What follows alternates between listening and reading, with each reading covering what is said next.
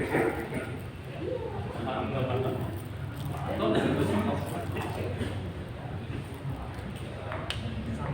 hadirin yang kami hormati, acara akan kita lanjutkan dengan paparan materi pengantar research study yang akan disampaikan oleh Wakil Kepala Sekolah Bidang Hubungan Industri dan Hubungan Masyarakat. Seperti yang terhormat Bapak Haji Agus Nugroho SPD FT, kami persilakan.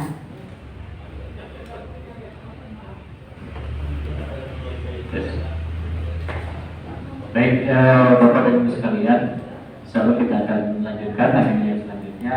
Ini tentang workshop kita dari kegiatan ini. Sekilas mungkin tadi saya di laporan pelaksanaan kegiatan di awal sudah menyampaikan kalau kita di workshop ini ada dua tujuan. Yang pertama itu adalah membuat kuesioner prestasi mandiri yang nanti akan disampaikan kepada siswa-siswi alumni kita. Nah, tracer studi mandiri ini rencananya ingin kami sampaikan itu ke seluruh angkatan, dari mulai angkatan awal SMK ini ada, kemudian sampai dengan angkatan yang terakhir. Kalau biasanya tracer study itu dilaksanakan hanya untuk angkatan-angkatan yang baru lulus saja, sepertinya mungkin yang sedang dilakukan oleh direktorat. Jadi direktorat sekarang sedang melakukan tracer study untuk dua angkatan, yaitu angkatan 2019-2020 dan juga tahun 2020-2021.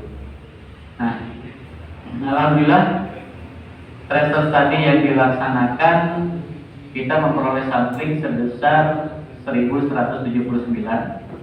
dan sudah tercapai dari sampling. Saya sebutkan saja mungkin sini gugus tugas itu yang sudah dieksekusikan oleh kepala sekolah ada Pak Ipin, kemudian Bu Sri Darwati, ada Pak Edi Sadeli, kemudian ada Pak Diki, satu lagi adalah Bu Linda. Kenapa tidak semua Kakom masuk? Karena memang dari direktorat itu hanya meminta 5. Kemudian kami juga di Hubin itu menerima 5 nama dari kepala sekolah. Ini saja Pak yang dibuatkan SK.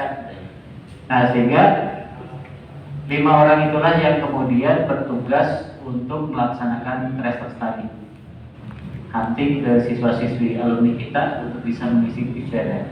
Pasti kalau menyimak di grupnya saya juga salut ya, karena memang ada yang sudah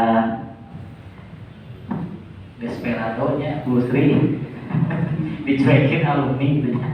Di Japri checklist 2 biru tapi tidak direspon gitu ya. Mungkin itu salah satu ini juga ya, ujian bagi petugas tugas gitu ya. Karena harus sabar, bisa jadi mungkin alumninya sedang bekerja dan baru membaca saja gitu ya pesannya dan masih belum melanjutkan dengan aksi untuk mengisinya. Tapi alhamdulillah di hari ini tadi pagi kita sudah bisa mengisi semuanya, bahkan lebih dari yang ditargetkan, yaitu sebesar 111%. Artinya ada jurusan-jurusan yang dia ngebut bisa ngisi ya. Yang paling akhir itu PPT. PPT itu lari paling duluan gitu. Tapi paling akhir paling akhir selesainya. Yang dikhawatirkan kemarin itu ada T, kemudian TPTU sama IOP, dikhawatirkan tidak selesai, tapi alhamdulillah bisa mencapai target, bisa selesai juga semuanya. Nah, Bapak dan Ibu sekalian, hari ini kita agendanya ada 2. Pertama, sosialisasi tentang status tracer studi dari direktorat. Yang keduanya tadi kita akan membahas tentang tracer studi mandiri. Kalau yang tracer studi dari direktorat mungkin saya akan agak ngebut gitu untuk menyampaikannya, karena kegiatannya sudah berlangsung, sudah selesai, tinggal di pelaporan. Tapi mudah-mudahan ini jadi pengetahuan Bapak dan Ibu juga. Karena apa? Karena program ini merupakan bagian dari program pusat unggulan dan harus diketahui ada sosialisasi kepada Bapak dan Ibu tentang kegiatan tracer study ini. Dan kita masuk ke yang agenda yang pertama, yaitu tracer studi direktorat. Kita akan coba lihat tentang latar belakangnya, definisi dan juga tujuan serta manfaat 4 hal ini. Mudah-mudahan nanti dengan melihat 4 ini juga kita bisa melihat bisa menjadikan pelajaran bagaimana nanti ketika kita membuat kuesioner untuk prestasi studi mandiri kita. Nah, oke, kita bahas satu persatu. Ini kata Pak Jokowi, selamat datang di dunia big data. Jadi kita itu sekarang sudah dihadapkan dengan berbagai macam kebutuhan yang terkait dengan data. Bahkan yang terakhir itu, seperti yang kita tahu, Google itu dengan Facebook katanya itu memang mencuri besar-besaran data kita. Jadi ada teman saya yang bilang katanya WA itu terenskripsi di keterangannya. Tapi ketika istri saya bilang, Pak, setrika rusak, ya udah beli aja. Nggak lama setelah itu ada yang kirim ke Jambi menawarkan setrika. Padahal itu di WA. Nah, apakah sampai sebegitunya juga tentang keamanan data? Tapi walau alam, kalau kita melihat sekarang dengan tracer study itu keinginan pemerintah untuk bisa menyalurkan bantuan katanya nanti berdasarkan tracer study juga. Artinya pemerintah sudah memanfaatkan data untuk memberikan bantuan kepada sekolah berdasarkan kebutuhannya. Nah, mudah-mudahan saja dengan janji pemerintah untuk memberikan bantuan berdasarkan hasil tracer study benar-benar terrealisasi. Ini bisa lihat pengantarnya Bapak Ibu sekalian, dalam 1 menit internet itu bergerak dengan cepat dalam mengolah data. Dalam 1 menit saja, lihat di 2021 di sini ada 500 jam lebih konten YouTube yang diupload. Jadi 500 jam ini, bayangkan dalam 1 menit itu diupload, bukan lagi disimak tapi diupload. Kemudian ada 197 juta email terkirim. Kemudian ada Instagram itu 695.000 story yang di-share juga oleh usernya. Dan juga ada 69 juta pesan WA maupun pesan Facebook Messenger, FB Messenger yang dikirim. Jadi luar biasa memang pergerakan data kita itu. Nah, ini juga sama mengingatkan bagaimana perputaran dalam waktu 60 detik atau 1 menit itu banyak sekali data yang berputar. Termasuk mungkin kita diharapkan nanti ke depan bisa melaksanakan program itu berdasarkan hasil data survei. Oke. Ini berapa latar belakang kenapa prestasi tadi itu ada? Kalau saya simak di buku panduannya itu ada 2 kepentingan. Jadi kebutuhan dari stakeholder kita itu di atas sebagai pemangku kebijakan, dan juga tuntutan dan kebutuhan sekolah. Ini yang ada di kita. Ada di kita. Di tengahnya ada perkembangan teknologi informasi yang memang ini menjembatani antara 2 tuntutan itu bisa match gitu, berada di tengah antara kebutuhan sekolah dan juga perbuatan dari stakeholder kita. Kemudian dari pemerintah tentunya apa yang ditargetkan? Yang ditargetkan itu adalah pemenuhan target 8 SMP. Jadi semua bisnis proses yang berlangsung di sekolah, mulai dari isi, proses penilaian, kemudian menghasilkan kompetensi lulusan, ditopang dengan pendidik dan tenaga pendidikan, dan juga sarana prasarana serta pembiayaan, dioperasionalkan dengan pengelolaan sekolah.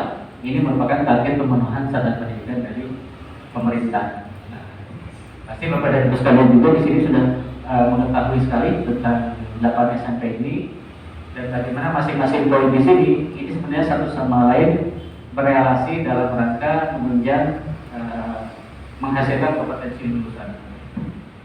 Kemudian yang selanjutnya Bapak dan Ibu sekalian, ini definisi dari tracer study. Jadi tracer study ini umumnya dikenal sebagai studi rekam jejak survei alumni. Apapun itu bentuknya, kita juga sudah melaksanakan setiap tahun ya. Bahkan kalau tidak pandemi, kita sebelum wisuda suka mengumumkan berapa orang yang bekerja, melanjutkan maupun berwirausaha. Nah ini sudah kita laksanakan sudah seperti biasa. Tapi ternyata di luar itu pemerintah sekarang menuntut hal yang lebih. Kalau dari sosialisasi tracer study yang saya simak dan slide yang diberikan oleh Bapak Pimpinan, pemerintah itu menginginkan tracer study itu dari mulai siswa itu lulus sampai dia wafat. Jadi perjalanan lika-likunya dia bekerja itu harus direkam oleh sekolah. Nah, walau alam, makanya tracer study yang dilaksanakan oleh pemerintah itu sifatnya adalah sustainable, jadi berkelanjutan, tidak dalam proyek ini saja.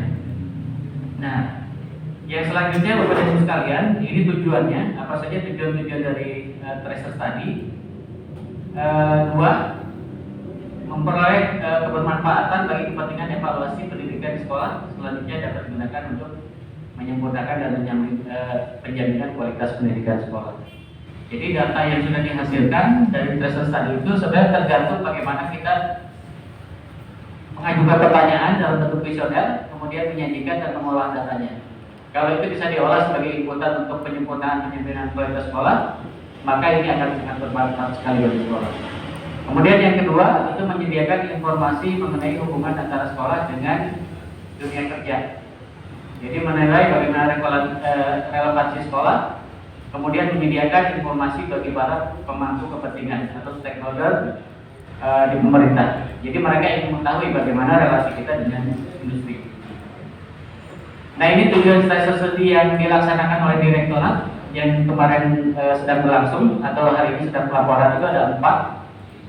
Jadi mendapatkan informasi penyerapan lulusan satuan pendidikan, kemudian mendapatkan informasi umpan balik dari lulusan untuk meningkatkan kualitas program pendidikan dan pelatihan vokasi, kemudian mendapatkan informasi tentang ketenagakerjaan dan dunia kerja pada level lokal, kabupaten, kota, provinsi, dan nasional.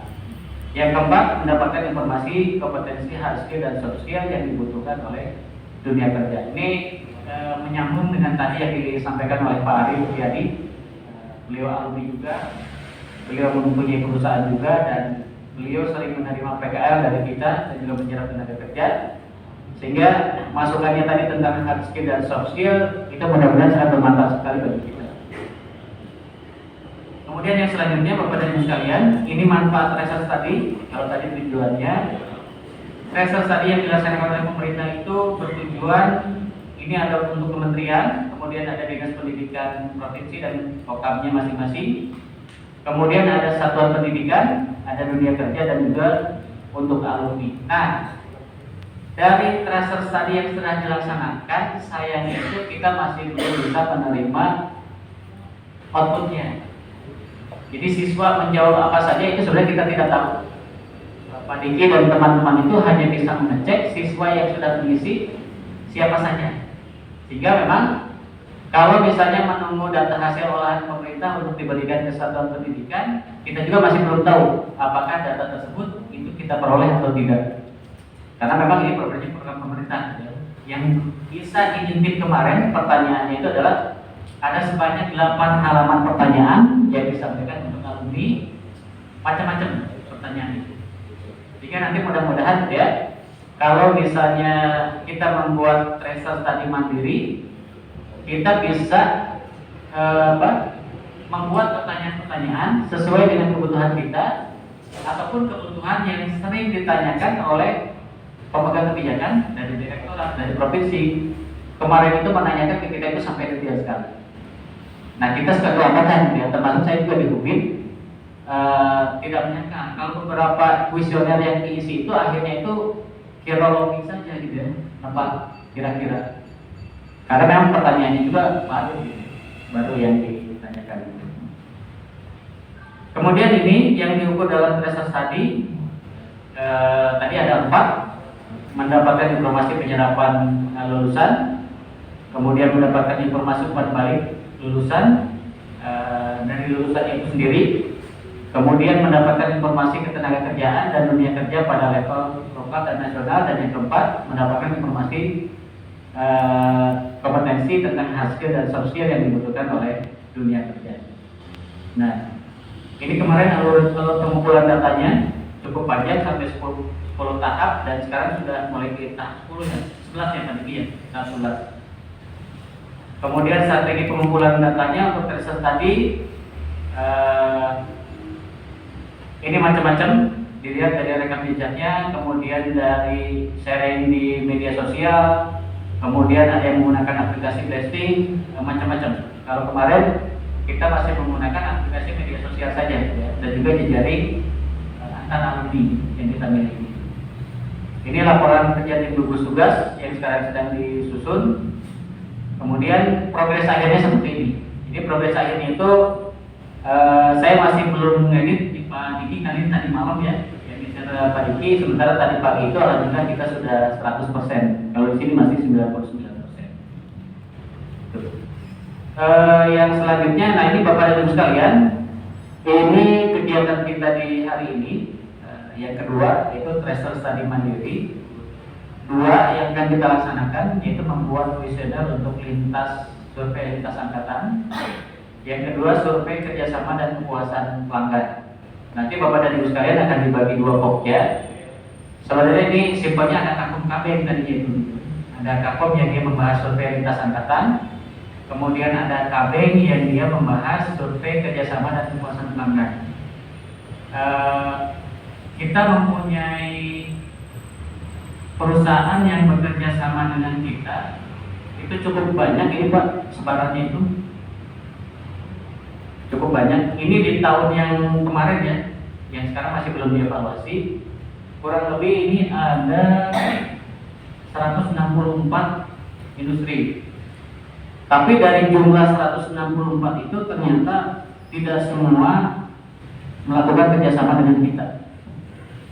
Rekan kerjasama yang dilakukan oleh Ubin ini masih sebatas di angka 29 MOU. Walaupun satu MOU-nya itu kaya gitu ya. Jadi satu perusahaan itu ada yang bekerja samanya itu macam-macam. Nah, jadi 164 industri itu inginnya kita survei juga, tapi nanti di kuesioner pertanyaannya itu kurang lebih menggiring bagaimana mereka bisa bekerja sama dengan kita dengan program-program khususnya 17 poin kerjasama yang dimiliki oleh SMK Indonesia.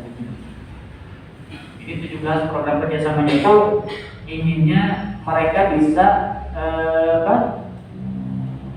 memilih gitu ya, memilih kira-kira dari 17 program kerjasama itu sama seperti halnya yang ada di depan itu. Mereka mau bekerja sama dengan kita itu apa sih? Sehingga bukan hanya 29 perusahaan saja yang nanti MOU, tapi mudah-mudahan bisa bertambah. Jadi intinya mas sebenarnya di survei itu sendiri selain mengevaluasi, menanyakan bagaimana kualitas output kita, siswa kita di industri, meminta masukan juga terhadap bagaimana pelayanan kita terhadap industri, juga mensosialisasikan ada 17 program kerjasama yang bisa dilaksanakan antara SMK Negeri 1 Cimahi itu dengan industri. Dan mereka kita tanya kira-kira yang memungkinkan untuk kerjasama itu seperti apa. Hari Kamis kemarin saya baru melakukan kunjungan industri, saya Pak Yogas, Pak Aga, Pak Yunus, 4 orang. Itu ke PT Yokogawa. Yokogawa itu sudah lama sekali kerjasama dengan kita. MOU-nya sudah expired, tapi MOU-nya sudah expired, dia masih rajin ngasih bantuan alat, khususnya ke IOK melalui Pak Aga. Padahal si alat itu juga terbilang tidak murah. Walaupun ada yang bekas, tapi kalau barunya itu di angka kemarin 150 jutaan gitu. Ya, hitung saja kalau secondnya berapa kita beli. Tapi alhamdulillah bisa disumbangkan ke kita. Nah, ketika penjajakan kemarin, pihak industri merasa kaget, oh ada 17 kerjasama yang bisa dilaksanakan. Kirain mereka itu hanya kita bekerjasama hanya seputar PKR dan penyaluran saja, penyaluran kerja. Padahal ada banyak kerjasama yang bisa kita laksanakan. Nah, Bapak dan Ibu sekalian, alhamdulillah kita mempunyai 17 poin kerjasama sehingga kalau saat ini pemerintah menawarkan program poin 18I di pusat keunggulan, kita sebenarnya sudah melaksanakan bukan hanya 18I, tapi 17 program. Sehingga ketika kita memilah kerjasama untuk yang 18 itu, alhamdulillah yang 18 itu bisa tertutup kerjasama yang kita laksanakan. Itu kemudian Bapak dan Ibu sekalian, kita lanjutkan. Nah, untuk apa kuesioner itu? Sebenarnya kalau sudah menjadi data itu luar biasa, nanti kita akan memperoleh banyak hal. Ini untuk berbagai survei tentang kepekerjaan kita nanti bisa menjawab real, tidak lagi nebak-nebak. Kemudian rapat mutu sekolah juga bisa kita jawab, karena di dalamnya juga ada tentang kepekerjaan dan juga kerjasama tentang industri. Yang lainnya adalah kebutuhan internal SMK Negeri 1 Cimahi. Contohnya itu adalah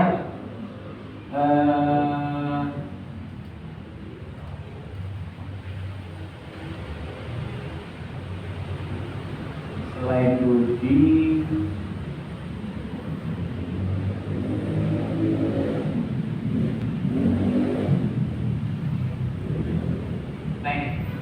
ini contoh saja waktu itu di UBI melaksanakan survei alumni unggulan dari berbagai macam jurusan, dan kita bisa memperoleh data ternyata si alumni itu dia mempunyai jabatan yang bagus-bagus dan bisa dipakai macam, bisa sekali bertamu, bisa kita propose untuk kerjasama,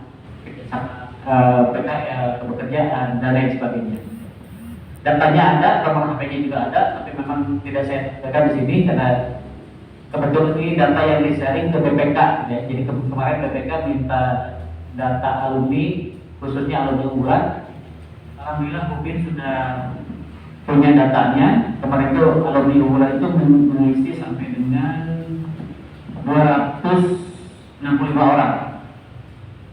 Gelar-gelarnya juga banyak yang sudah bergelar para alumni itu, dan karena kemarin BPK minta saya sajikan data dengan lengkap nomor telepon saja ya, supaya aman ya. Jadi alumni juga tidak merasa terganggu ketika nanti ada yang menghubungi di luar orang pihak sekolah, di luar pihak sekolah. Kemudian yang selanjutnya Bapak dan Ibu sekalian, nah ini skema pelaksanaannya. Jadi kita akan membuat kuesioner bersama di sini, nanti akan dibagi menjadi 2 pokja. Pertama untuk kuesioner survei lintas angkatan, yang kedua untuk survei kerjasama dan kepuasan pelanggan. Kemudian nanti ada pelaksanaan survei, kita bergerak bekerja sama Bapak dan Ibu yang ada di jurusan dengan kita di industri dengan kita di untuk bisa menyampaikan kuesioner ini ke alumni maupun ke industri. Nah, targetnya itu memang dalam 1 bulan ini kita akan lihat dulu bagaimana dalam tahap pertama 1 bulan kita share dulu responnya nanti seperti apa, sehingga kita ada data dalam 1 bulan itu yang bisa kita olah untuk kita jadikan sebagai bahan pertimbangan dalam rangka mensupport program-program kita. Kemudian nanti ada pengolahan data, penyusunan laporan, dan juga presentasi sharing hasil survei. Ini konten tracer study-nya itu kurang lebih sama seperti Bapak dan Ibu sekalian kalau misalnya mengisi kuesioner ya. Biasanya itu ada identitas dulu, nama, angkatan, tahun lulusan, kemudian jurusan. Tahun lulusan dengan jurusan itu kenapa harus ada? Karena biasanya itu ada alumni yang dia sudah lupa tahun lulusnya kapan. Jadi dia nebak saja, tapi kalau angkatan dia ingat. Jadi kalau angkatan dia tidak pernah lupa. Ketika ditanya juga angkatan yang awal-awal itu suka nanya, Bu Mila angkatan berapa? 23. Oh 23. Oh dengan Pak Rubi. Gitu. Terus Pak Denny angkatan berapa?